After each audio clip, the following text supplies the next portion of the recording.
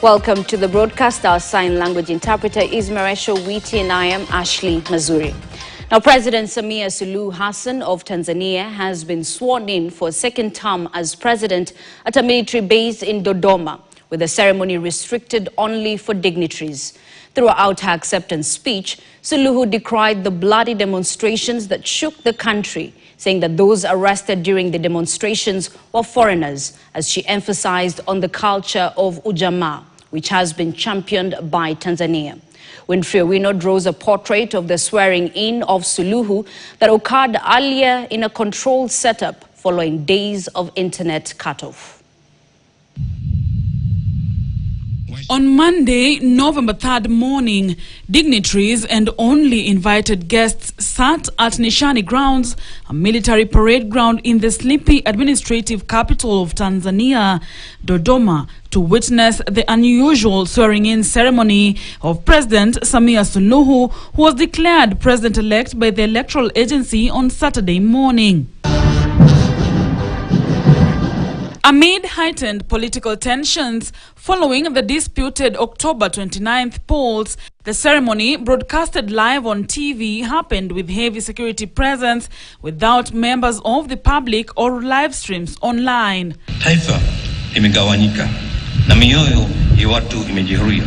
In attendance were heads of state from Zambia, Burundi and Somalia, a deputy president from Kenya and a vice president from Uganda. However, some members of the East African community, such as Rwanda and Ethiopia, were a no-show. Kwa wananchi, upigaji kura ni kama mtihani. Mumefaulu mtihani, hongera sana. When we are challenged, when we have complaints, we have problems, let's come to one table only. That's the dialogue table. Mimi Samia Suluhu Hassan naapa kwamba nitakuwa mwaminifu kwa Jamhuri ya Muungano wa Tanzania. The lady of the moment arrived at the venue shortly before midday, ready to take the oath of office and officially retain the instruments of power to mark the start of her second term.